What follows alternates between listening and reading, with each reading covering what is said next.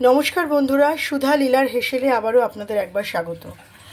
आमी आजके एकटा खूब पुरानो बांगाली रान्ना करब जा अनेक बांगालिर काछेई खूब प्रिय एबं एई रान्नाटा नानाभावे हये थाके।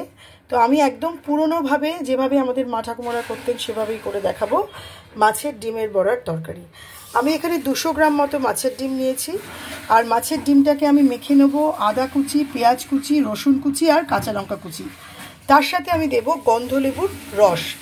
আপনারা চাইলে পাতিলেবুর রসও দিতে পারেন, কিন্তু আমি এখানে গন্ধলেবুর রস এই জন্য দেব যাতে একদমই কোনো আষ্টে গন্ধ না থাকে। আর মাছটা যখন তরকারি রান্না করতে লাগবে আমি এখানে নিয়েছি 1.5 চামচ ধনে গুঁড়ো, 1.5 চামচ জিরে গুঁড়ো, 1.5 চামচ শুকনো লঙ্কা গুঁড়ো আর 1.5 চামচ লাল কাশ্মীরি লাল লঙ্কার গুঁড়ো আর নিয়েছি হলুদ গুঁড়ো। আমি আদা রসুনটা এখানে যখন রান্না করব আর নিয়েছি আমি 2.5 চামচ মতো টমেটো পিউরি আর এখানে পেঁয়াজ কুচিয়ে নিয়েছি। আমি একটা গোটা পেঁয়াজ কুচিয়ে নিয়েছি আর এখানে 5টা মতো কাঁচা লঙ্কা চিড়ে নিয়েছি। আমি এখানেও লঙ্কা নিয়েছি, এখানেও লঙ্কা নিয়েছি, প্লাস এখানেও লঙ্কা নিয়েছি, কারণ এটা একটু ঝাল ঝাল খেতেই ভালো লাগে। লঙ্কাটা আপনারা স্বাদ অনুসারে কম বেশি করে নেবেন।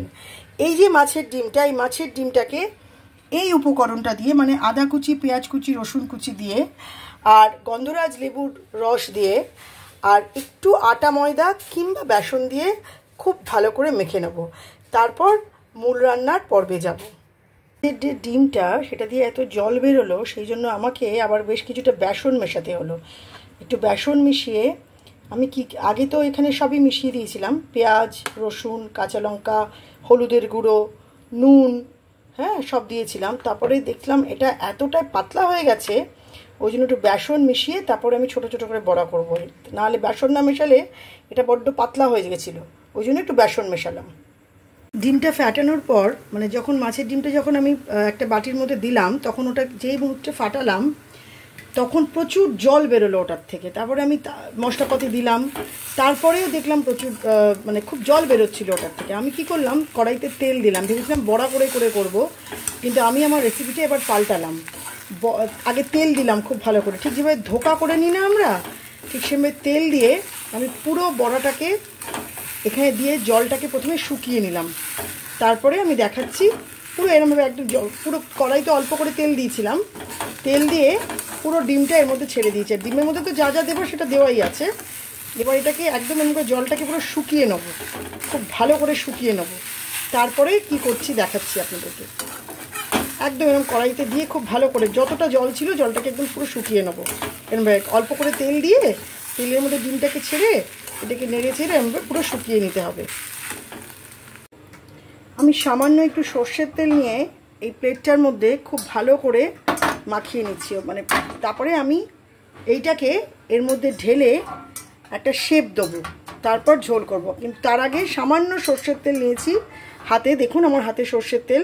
সেই সর্ষের তেল নিয়ে এটা এখানে তেলটাতে এখানে মাখিয়ে নিচ্ছি যাতে ওটা দেওয়ার পর ওটা আটকে না যায়। পুরো কোনা টোনাগুলো ভালো করে এই প্লেটটাতে আমি ভালো করে একটু সর্ষের তেল মাখিয়ে নিলাম।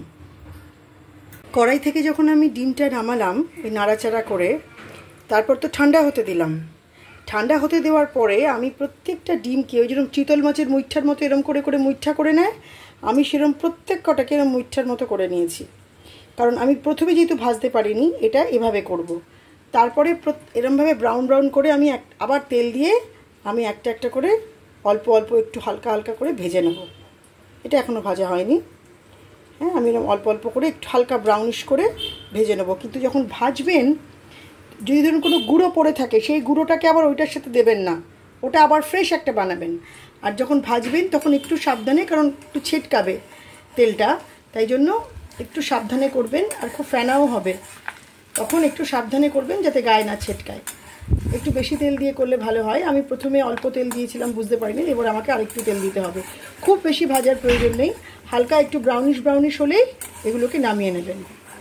যদি এটা কখন করবেন, এটা ডিমের মুইঠা যদি দেখেন যে ডিমে খুব জল আছে, এক একটা ডিম ফাটালে অনেকটা জল মতো বেরোয় না, তখন ভাজতে গেলে বেসন দিলেও পাতলা হয়ে যাচ্ছে, তখন কড়াইতে সর্ষের তেল দিয়ে ডিমগুলোকে পুরোটা ভেজে নেবেন। ধোকা যেরকম করার সময় আমরা ছোলার ডাল করি দেখিয়ে দিয়েছি আপনাদেরকে। তারপর ঠান্ডা হলে রাখবেন, তারপর এরকম একটা একটা করে এরকম পাকিয়ে এরকম করে একটা একটা করে এরমভাবে ভেজে নিয়ে একটু ব্রাউন করে তুলে নেবেন, তারপরে তরকারি যেরকম করবেন। এটা ভেজে নিলে কি হয়, ডিমটা যখন আপনি ঝোলের মধ্যে দেবেন আর ছেড়ে যাবে না, ওই জন্য আলগা করে একটু ভেজে নিতে বললাম। এভাবে একটু ভেজে নেবেন, তাহলে বন্ডিংটা ভালো হবে, তাহলে ছেড়ে যাবে না। এরকম ব্রাউন ব্রাউন করে ভেজে নিতে হবে। দেখুন আমার ডিমগুলো এরকম লাল লাল করে ভেজে আমি তুলে নিয়েছি। এবার আমার একটা কথা আছে, সেটা হচ্ছে এই ডিমগুলোকে যখন আমি প্রথমে তেলে দিয়েছিলাম তখন আমি আপনাদেরকে প্রথম থেকেই বলছিলাম প্রচুর জল ছিল ডিমগুলোর মধ্যে, মানে ফাটানোর পর খুব জল বেরোচ্ছিল। তার ফলে কী হয়েছে, ডিমগুলো আমার তখনও জল কাটাতে অসুবিধা হয়েছে, এবং ডিমটা যখন আমি বড়া করেছিলাম মুইঠা করে করে তখনও প্রচুর ফেটেছে, জল ছিল বলেই তাই। তারপরে প্রচুর ফেনাও হয়েছে, ফেনা কাটছিল জল ছিল বলে। এবার কিছু ডিম দেখুন এগুলো ভীষণ গুঁড়ো গুঁড়ো হয়ে গেছে, আপনাদেরও হবে। সেটা কিন্তু আবার যেগুলো ভাজা ডিমের সাথে এগুলো মেশাবেন না, এগুলো আলাদা করবেন। আর যেগুলো ভাজা হয়েছে সেগুলো এরকম। এবার ওই তেলটা, যেটা এক্সট্রা তেল ছিল, একটু পেঁয়াজ টেয়াজ ছিল, তার মধ্যেই আমি ওই একটু পেঁয়াজটা লাল লাল করেও কোনো অসুবিধা নেই, আমি এর মধ্যে এই আলুটা ভেজে আলুটাকে তুলে নেব। তারপর আবার ফ্রেশ তেল দিয়ে আমি মশলাগুলো দেব। আমি ফ্রেশ তেল দিয়ে এতে একটু জিরে ফোড়ন দিয়েছি। জিরে ফোড়ন দেওয়ার পরে আমি এখানে একটা মতো পেঁয়াজ কুচিয়েছি, সেই পেঁয়াজটা আমি দিয়ে দিলাম। তার সাথে আমি একটু ঝাল ঝাল ভালো লাগে মাছের ডিমের বড়ার তরকারিতে, 4-5টা কাঁচা লঙ্কা কেটেছি মাঝখান দিয়ে চিড়ে, সেটা দিয়ে দিলাম।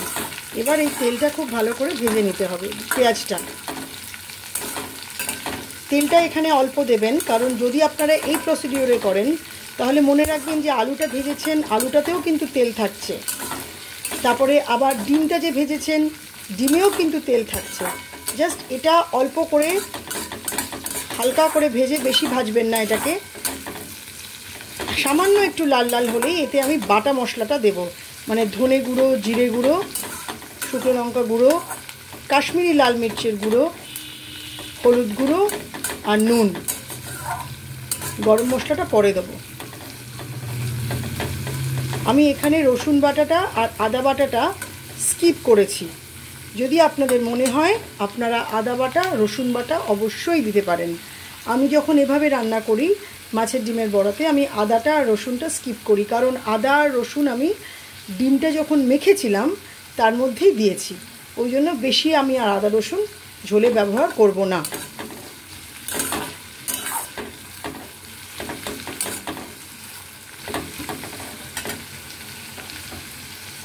একটু ভালো করে, একটু সামান্য লাল লাল করে ভাজতে হবে, তারপরে এটার মধ্যে আমি মশলাটা দেব।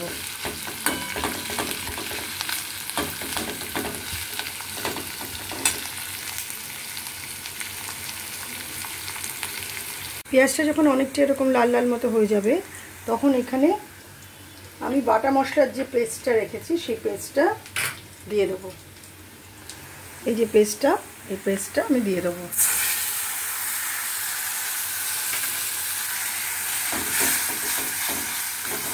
ভালো করে নাড়াচাড়াতে হবে। আদা রসুনটা কিন্তু এখানে আমি দিইনি, বারবার বলছি, আপনারা চাইলে অবশ্যই দিতে পারেন।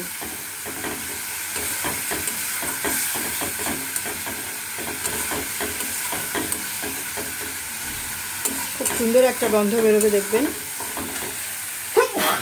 সরি।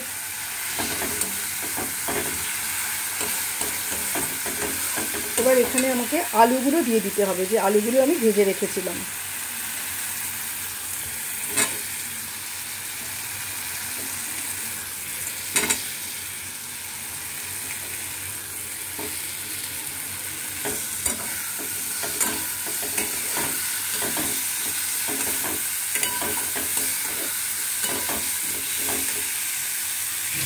একটু জলের ছিটে দেবেন।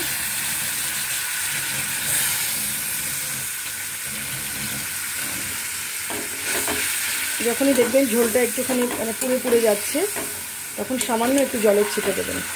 এগুলো তো সব পুরোনো দিনের রান্না, এগুলো এভাবেই করতে হবে। এটা ভালো করে একটু কষাতে হবে, এই আলুটার সাথে সব এই মশলার পেস্টের সাথে একটু ভালো করে কষিয়ে নিতে হবে। আলুটা যখন মশলার সাথে কষানো হয়ে যাবে, তখন সেখানে আমি এখানে 1/2 কাপ মতো একটু জল দিয়েছি, গরম জল। দিয়ে যাতে আলুটা সেদ্ধ হয়। আর মশলাটা যে বাটিটাতে ছিল সেই বাটিতে মশলাটার জলটা দিয়ে আমি নুন দিলাম এখন 1 চামচ, আর ছোটো চামচের 1 চামচ, আর অল্প একটু দিলাম। নুনটা আপনারা আপনাদের প্রয়োজন মতো দেবেন, আপনারা যেরকম খান সেরকম পরিমাণ মতো দেবেন। এবারে এটাকে আমি হতে দেবো। তারপর আলুটা সেদ্ধ হয়ে গেলে নামিয়ে নিয়ে ডিমগুলো এক করে ছেড়ে দেবো। আর অবশ্যই করে একটু গরম মশলা দিতে হবে এই রান্নাতে, গরম মশলা কিন্তু মাস্ট, একটু গরম মশলা দিতে হবে নামানোর আগে। আমার আলুও সেদ্ধ হয়ে গেছে, ঝোলটাও হয়ে গেছে, একদম গামাখা গামাখা মতোই হবে। ঠিক এই অবস্থাতেই আমি এরকম 1/2 টিস্পুন গোলমরিচের গুঁড়ো ছড়িয়ে দেবো। গোলমরিচের ভুল বললাম, গরম মশলার গুঁড়ো ছড়িয়ে দেবো। গরম মশলাটা অবশ্যই আপনারা দেবেন, এই রান্নায় গরম মশলাটা দেবেন, মাছের ডিমের বড়াতে ভালো লাগবে খেতে, দেখবেন। এবার এটাকে একটুখানি নাড়িয়ে চাড়িয়ে নিয়ে আর এবার দেবো আমি 1 চামচ মতো চিনি। চিনিটা দিলে ঝাল আর নুনটার সাথে ব্যালেন্স হয়ে যাবে।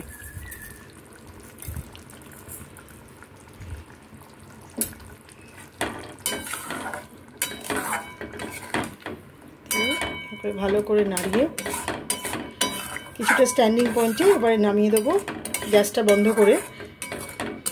এবার যতটুকু সেদ্ধ, পুরোটা 98% সেদ্ধ হয়েছে, এবার 2%, কারণ আর আমি ঝোলটাকে শুকোবো না, কারণ ডিমটাতে দিলে এমনি ঝোল আমার টেনে নেবে।